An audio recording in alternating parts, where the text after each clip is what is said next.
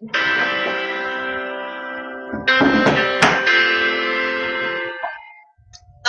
am your child.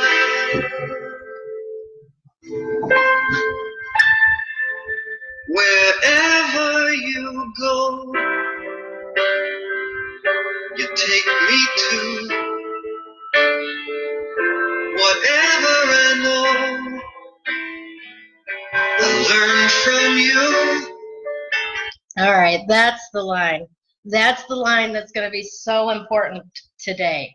Wherever I go, I learn from you. Whatever I do, you taught me to do, right? And today's question is exactly about that. Our question today comes to us from Valerie M in Las Vegas. Thank you so much for submitting a question, Valerie. I really want to give you guys exactly what you need from me.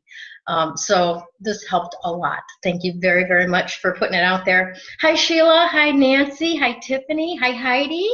Thank you so much for joining us today. This is really, really wonderful. So glad to see you. I'm going to give a few minutes for people to kind of filter in a little bit before we actually dive into the question that was asked today.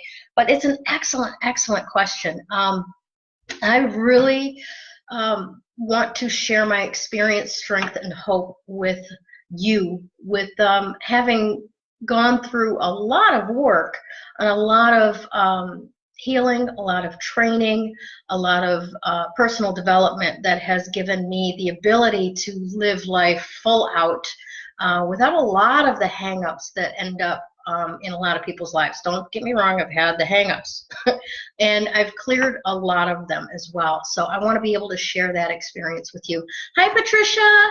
How are things going today? I hope well.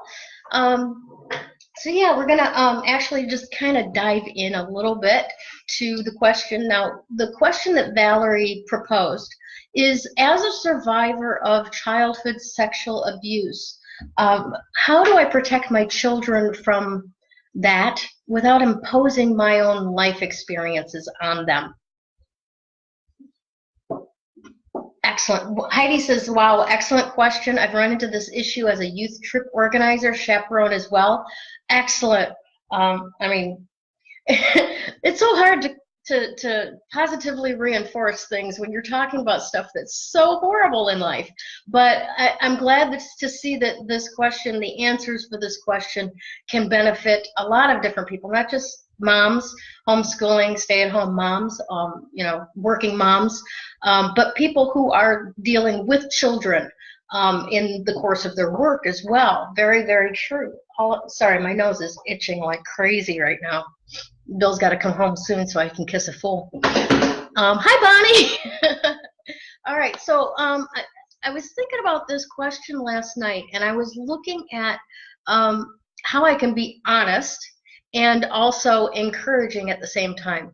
Because the first answer, honestly, that comes up for this question is you won't. You won't. Those experiences happened to you. All right, they happen to you. They're part of the air you breathe. They're part of, if you were a fish, they'd be part of the water you swim in. They are part of what has constituted you as an adult now, right? The things that your brain starts looking at as possible threats, the things that trigger you emotionally when you see TV shows with that kind of stuff on. It's part of who you are now, okay? Now, so that means that the key is then not to go full out, block it out, denial, because it finds its way in and it seeps its way out sideways, and that ends up having a lot of unintended consequences. But the key is to minimize the impact that it has on you, right? And maximize the strength that it gave you. Now, all of us who have gone through childhood sexual abuse, that type of trauma, have heightened sense of energy, people's vibes. We can read a room really well if we allow ourselves to acknowledge that. A lot of times, because of the trauma that you've gone through, that I've gone through, you develop this ability to go, okay, what's safe to say here? Am I going to just watch for a little while before getting, being engaged with these people, and so on. So use that sense, that spidey sense, definitely, to monitor who is around your children. Of course, the simple, easy answers is, you don't let them go with people that you don't know. You don't let them, be watched alone by people that you really don't have a sense of who they are. Those are real easy, stuff. But the reality is that you want your kids to have the healthiest role models possible for their growing up. Hi, Valerie. Oh, I'm so glad you were able to join us. And Agnes, hi. Salvador, thanks so much for taking time out of your day today. So again, back to what I was saying, the first answer that comes to mind about all this is, honestly, you're not going to protect them from having any impact because of your life experiences. The key there then is to minimize the detrimental impacts and maximize the strengths that you have. Now, also, second thing that comes to mind is do your inner work, okay? I'm probably specially suited to help you with this if you would like to do some private one-on-one kind of stuff, but do your inner work. See, I have this theory about mothers and children. You were part of one container at one point, all right? So even after birth, we're still connected with our kids very, very much so, energetically, like literally our energy field and their energy field are connected. Now, it's the same as well for fathers, but not necessarily so much or to such a degree. Hi, Helene. Because they didn't actually host this baby for 9 months and have the vibes and the blood and all of that joining those two beings together. So here's what I've found from my own experience and experiences with others. Hi, Pam. Oh, you guys, if you like what I'm saying so far, would you do me a favor and put live, #live in the comments section for me, please? And if you hear something that you especially like, throw me some hearts. I appreciate it. It really helps the reach, and I appreciate your support. All right, now, this theory that I have, it's called tanking. All right, so imagine, hi Hilton, imagine you've got mom tank and you've got kid tank, okay? And they're still connected, right? So when the pressure comes down, mom tank? When the pressure comes down on mom tank, right? In order to release some of that pressure in mom tank, it goes through the bottom and bubbles up in kid tank. And kid starts acting up. Oh my gosh, you've been so horrible today. Why don't you just go watch TV or something and calm down for a while? I am so stressed. Okay? So it seems like that kid tank acting up is a problem for mom tank. Not necessarily so. What's happening is mom tank is all stressed out, right? And doesn't even recognize it because that's normal stress until kid starts feeling it and starts acting out. And oh my gosh, that's when mom tank notices and blames it on kid tank. But in fact, if mom tank was doing their own inner work and reduce those levels of stress in herself, kid tank's just over here having a grand old time playing. Okay, hey Rox, so glad you could join us. So my theory with all of this is if your kids are acting up, honestly, take a look at what's going on with you. What can you do to reduce your stress level? What can you do to channel some energy elsewhere? What can you do, honestly, to even just sit down and have some snuggle time that maybe you both need, very much so? So do your inner work. Now also, when you do your inner work on the things that you fear, right? You really fear. You have like this very much so in your gut sense of, oh, don't want to go there, right? When you do your inner work on that, your kids don't pick up on it as a fear, all right? Now, I do some energetic techniques that help actually disattach past memories from the emotional static involved with that, and those things that your kids could be picking up on as those, we don't go there, we don't do that thing because that upsets mom. Hey, Erin, good to see ya. So doing your inner work and removing yourself or removing from yourself those things that have you agitated um, and becoming clear where there's a neutral charge. There's not a yes, yes, yes charge, and there's not a no, no, no charge. There's just a it is what it is charge that will allow you. Oh, Heidi, yeah, please do watch the replay, and thanks for being here. Hi, Kelly. Hi, Laura. So there is, with that neutral charge, your kids can just explore and have fun with what they have fun with. You're not pushing on them what it is that you want for them. You're not setting up this energetic barrier between something that they may really love in life and you're fearful of yourself. That neutral charge, or rather that disattachment from the staticky charge, will create a space where your kids get to play and explore and enjoy what makes them happy and share that with you. Now those are all great, and those kind of take a little bit of time to implement, but I want to offer you one other thing from my own experience, strength, and hope. That's probably a little bit more practical and day-to-day type of stuff. And that is, I wrote this down, I want to do this right here. Try not to make your children fearful of the dangers that are out there. Make sure that you consciously look at things that you find fearful and find ways to reframe them. Reframing them in this instance is very much important in order to give your kids the freedom to do things that they would want to do. For example, fairy tales, right?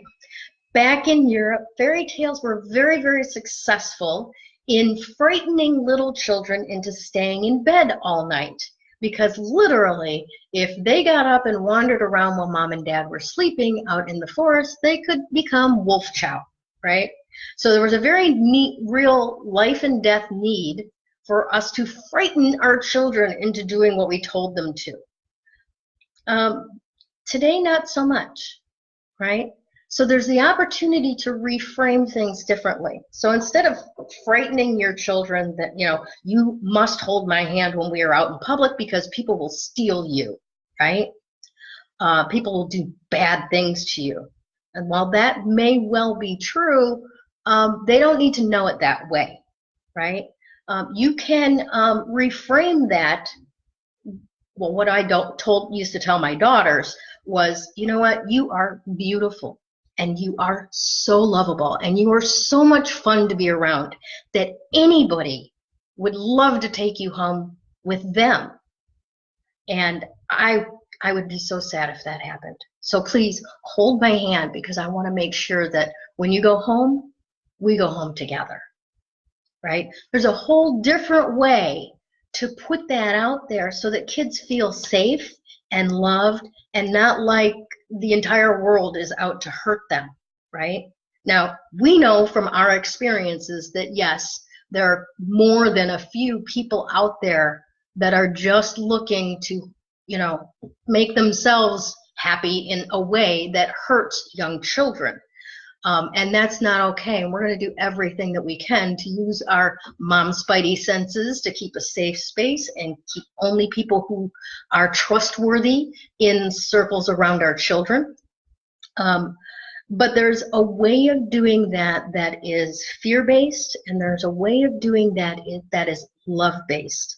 And it becomes very important for those of us who have gone through such traumatic and horrific experiences as children to consciously choose to come from a space of love when protecting your children, not fear.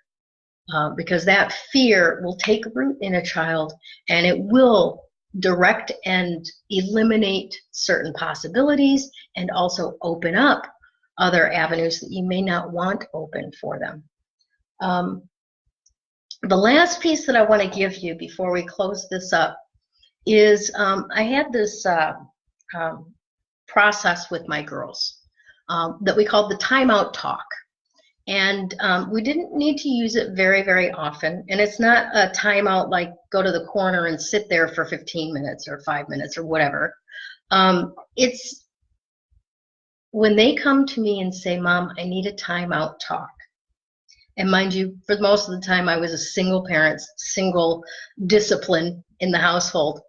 And they'd come to me and say, I need a timeout talk. And that was my code word to step out of mom disciplinarian role and step into guide, mentor, role model role, and give them space that they could talk to me about anything, even stuff that they knew they would get in trouble for.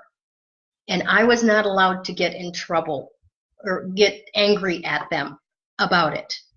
Now, we may deal with, learning moments and stuff like that after this time period is done, not punishment, but, ways that they could handle that situation better next time. But the whole point of this is creating a space where your kids know that if they really need to, and they're really going through a time that they need your help, but they're afraid to ask you for help because they're afraid you're going to get mad, that you don't get mad, and you have to honor this.